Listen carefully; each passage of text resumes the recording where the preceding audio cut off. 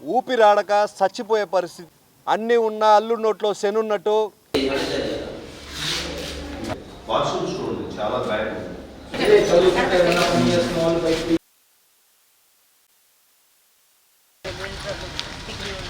వాళ్ళు ఎంతమంది ఉన్నారు? నేను పేరెంట్స్ మాకు రిపోర్ట్ చేశారు. ఎంతమంది ఉన్నారు లోపల? ఎవరు జరుగుతున్నాయి కదా.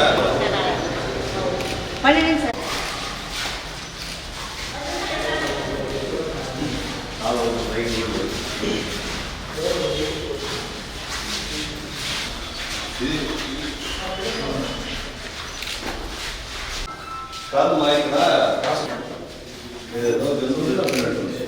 నాకు ఇక్కడి నుంచి ఈ పేదలు నా బిడ్డలు తీసుకొచ్చి అనారోగ్యం పాలు యాడ్ చేయమంటారు. కొంచెం అడిగిపోయారు. ఫుడ్ బాగా పెడుతున్నారు ఇక్కడ.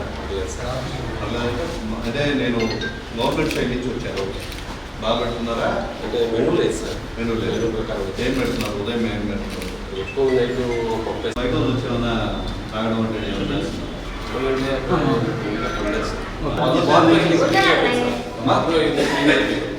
వరకే క్లీన్ చేసుకుని వెళ్ళిపోతాం. బాత్రూమ్ క్లీన్ చేయదు అంటే ఎప్పుడో ఒకసారి వేరే. ఈ ఫ్లోర్ కూడా క్లీన్ చేసి 4 సంవత్సరం అవుతున్నట్టుంది. మా చూడు వాటర్ వస్తే బాగుంటుంది. ఏమాత్రం లేదు.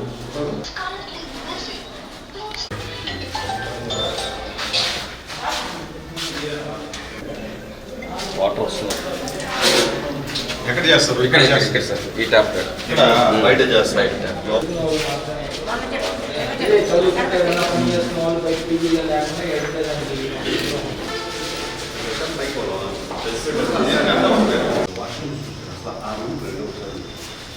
ఏదైనా వాస్తవం సపోర్ట్ చేయాలి. మాకైతే నిజంగా ఇక్కడ నుంచి నెలకి 2 సార్లు 3 సార్లు వన్ ఫోన్ చేసి మీరు చేయండి సార్. మా దగ్గర కంప్లీట్ వచ్చారు. ఇక్కడ దుర్వాసన వస్తుంది. బాత్రూమ్ బాగాలేవు. వాటర్ సప్లై ఉందా?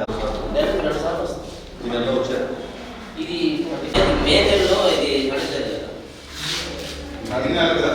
కాదన్నా ఒక్క రోజుకి ఇట్లా కనీసం చిమ్మే అవుతా. వాష్రూమ్స్ చూడండి చాలా బ్యాడ్. ఇది ఎప్పుడు పెట్టాను నేను? ఇది అందరికి బీసీ వాళ్ళకి ఎప్పుడో వేసాము. వెంటనైతే కాదు.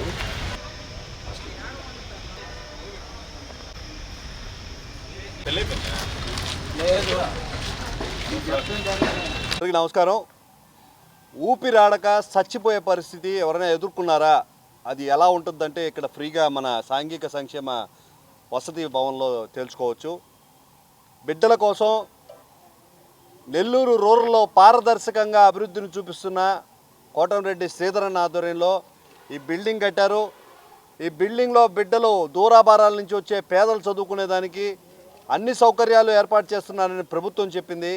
ఇక్కడ లోపలికి పోతే ఎప్పుడెప్పుడు ఈ వసతి భవనంలోంచి బయటికి వెళ్ళిపోతామా అనిపించింది. ఊపిరాడడం లేదు. అక్కడేదో జీవాలు చనిపోయినట్టున్నాయి. Bad smell. ఊపిరాడక ఇక్కడి నుంచి ఎప్పుడు పరిగిస్తే వెళ్ళిపోతామా అనిపిస్తుంది.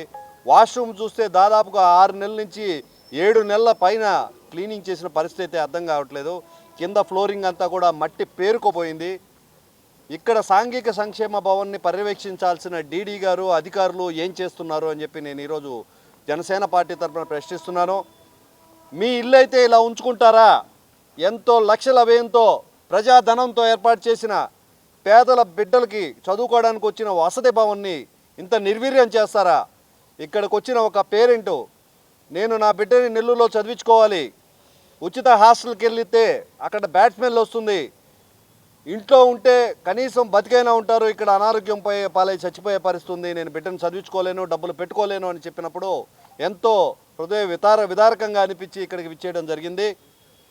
ఫ్లోరింగ్ అయితే 6 నెలల పైన ఉంటుంది క్లీన్ చేసి. వాష్రూమ్లో అయితే ఇంకా మనం చెప్పక్కర్లేదు, దారుణాతి దారుణంగా ఉన్నాయి. క్లీనింగ్ లేదు, చిమ్మడం లేదు.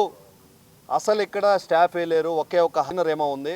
ఆ ఒక్కరు ఎంత పని చేయగలరు అనేది మనకి అర్థమవుతూ ఉంది. దాదాపుగా 40-50 మందికి గత సంవత్సరంలో ఇక్కడ వసతి భవనంలో సౌకర్యం కల్పించినట్టుంది. ఆర్ఓ ప్లాంట్ ఉంది కానీ ఉపయోగించుకునే పరిస్థితి లేదు. పాత సామెత గుర్తొస్తుంది, అన్నీ ఉన్న అల్లుడి నోట్లో శనున్నట్టు. బిడ్డలు చదువుకోవడానికి ఇక్కడికి వచ్చినట్టే, చదువు పరిస్థితి తర్వాత సంగతి. ప్రాణాలు గుప్పెట్లో పెట్టుకొని బిడ్డల ప్రాణాలు ఎక్కడ పోతాయని పేరెంట్స్ ఇక్కడి నుంచి భయపడి పారిపోయే పరిస్థితి అయితే ఉంది. గతంలో కోవూరు నియోజకవర్గంలో ఒక గురుకుల పాఠశాలలో జనసేన పార్టీ తరఫున అక్కడికి వెళ్ళి ఇక్కడ పేద విద్యార్థుల వసతి భవనాలు ఎలా ఉన్నాయి, వాళ్ళకు భోజనాలు ఎలా పెడుతున్నారు, రాత్రిపూట వాళ్ళ జీవనం ఎలా జరుగుతుంది అనే విధంగా మనం అక్కడ ఒక చోట ఒకరోజు నిద్రించాలి, మనం తెలుసుకోవాలి అని చెప్పినప్పుడు వేమిరెడ్డి ప్రశాంతి గారు ఆ హాస్టల్ వాతావరణంతో కూడా మార్చిన పరిస్థితి అయితే ఉంది. నేను జనసేన పార్టీ తరఫున మా ప్రియతమ నాయకులు కోటంరెడ్డి శ్రీధర్ గారిని వినమ్రంగా ఒక వినతి పత్రం ఇస్తున్నాను. ఒకరోజు మనం ఇక్కడ హాస్టల్లో పడుకుందామన్నా మన బిడ్డలు రూరల్ ప్రాంతాల్లో బతుకుతున్న బిడ్డలు ఎంత దైనందిన జీవితాన్ని గడుపుతున్నారో చూడాలని చెప్పి నేను ఈరోజు విన్నవించుకుంటున్నాను. మీతో పాటు మేమందరూ కూడా ఇక్కడే ఉంటాం. ఇక్కడికి వచ్చిన బిడ్డలు ఏం తింటున్నారు, ఎలా పడుకుంటున్నారు, ఎటువంటి వాసన భరిస్తున్నారు, స్నానాదులకు ఎంత దరిద్రాన్ని అనుభవిస్తున్నారు అనేది తెలుసుకోవాల్సిన పరిస్థితి అయితే ఉంది. ఫుడ్ మెనూ కూడా బాగలేదన్నారు. కూరలో ముష్టి వాళ్ళకి వేస్తున్నట్టు వేసే పరిస్థితి అయితే ఉంది. ఇటువంటి భవనంలో అధికారులు ఎవరైతే ఉన్నారో కలెక్టర్ గారికి కూడా నేను ఈరోజు విన్నవించుకుంటున్నాను. ఇక్కడికి వచ్చి మీరు ఒక పూట ఉండగలరా, ఎంతో ప్రేమగా పెంచుకున్న బిడ్డల్ని ఇక్కడ వదలగలరా అని చెప్పి నేను జనసేన పార్టీ తరఫున ప్రశ్నిస్తున్నాను. ఆర్ఓ ప్లాంట్ ఉంది, పని చేయదు, పని వాళ్ళు ఉన్నారు, పనికి రారు, ఒకే ఒక్క వార్డుని పెట్టున్నారు. ఎలా ఉంది చూసుకుంటాం, రేపు బిడ్డల్ని ఇక్కడ కాలేజీలో చేర్పిస్తే వాళ్ళు ఉండబోయే భవనం ఎట్టుంటుందని చూడడానికి వస్తే ఇక్కడ దారుణమైన పరిస్థితి అయితే ఉంది. ఒక నరక కోపంలాగా నాకు అనిపించింది. ఎక్కువసేపు మేము లోపల ఉండలేకపోయాం. గవర్నమెంట్ అధికారంలోకి రాగానే ఈఓ నంబర్ 295 దీనిలో ఏముందయా అంటే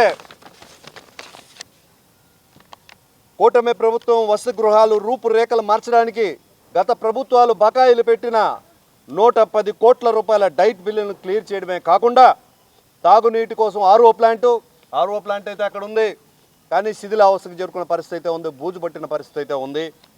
కాస్మెటిక్ ఛార్జీలను, డైట్ ఛార్జీలను ప్రతి నెల ఆలస్యం లేకుండా విడుదల చేస్తుంది.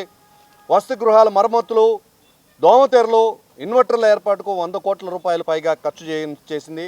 ముఖ్యంగా 441 బాలికల వసతి గృహాలతో సహా రాష్ట్ర వ్యాప్తంగా ఉన్న 1051 సాంఘిక సంక్షేమ వసతి గృహాల్లో పరిశుభ్రతను, ముఖ్యంగా ఈ పాయింట్ మెన్షన్ చేస్తున్నాను, పరిశుభ్రతను మెరుగుపరచడానికి 1365 మంది శానిటేషన్ సిబ్బంది నియమిస్తూ ప్రత్యేకంగా ఈ జీవో రిలీజ్ చేసిన పరిస్థితి అయితే ఉంది. పరిశుభ్రతను కాపాడండి అని బోర్డు కింద దారుణమైన అపరిశుభ్రత ఉంది. ఇక్కడ బిడ్డలు ఎవరైతే చదువుకోవడానికి వచ్చి వసతి గృహాల్లో నివసించాలనుకుంటున్నారో తీవ్ర అనారోగ్యానికి గురయ్యే పరిస్థితి ఉంది.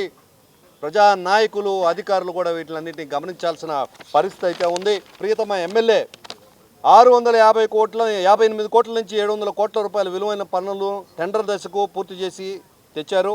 ఇటీవలే 2026లో ప్రభుత్వ సహకారంతో రూరల్ నియోజకవర్గంలో 17 కోట్ల రూపాయలతో ఒకేసారి 168 అభివృద్ధి పనులకు శ్రీకారం చుట్టి వివిఐపి సంస్కృతికి సమాధి కట్టారు. సామాన్య కార్యకర్తల చేత, కూటమి మిత్ర పార్టీల చేత ఆ పనుల ప్రారంభోత్సవం చేసి రోల్ మోడల్గా నిలిచారు. విలాసవంతమైన జీవితాలకు దూరంగా, కాన్వాయ్కి దూరంగా బ్యాటరీ వెహికల్లో అక్కడికి హాజరయ్యి ప్రజలందరూ కూడా స్ఫూర్తిదాయకంగా నిలిచారు. నిరాడంబర జీవితం గడపాల్సిందిగా ప్రజలకు సూచించారు. ఇక్కడ ఆడంబరత తర్వాత సంగతి సిద్ధరన్న, ఈ హాస్టల్ పరిస్థితి బాగలేదు, మీరు ఒక్కసారి ఇక్కడికి రావాలి, విజిట్ చేయాలి. ఇక్కడ సూపర్వైజర్ ఎవరైతే ఉన్నారో, పనులు చేసే వాళ్ళు ఎవరైతే ఉన్నారో ఒకే మాట చెప్తున్నారు, మా ఒకరి వల్ల ఎలా సాధ్యం అవుతుంది, మిగిలిన వాళ్ళందరూ సెలవులో ఉన్నారు, జీతాలు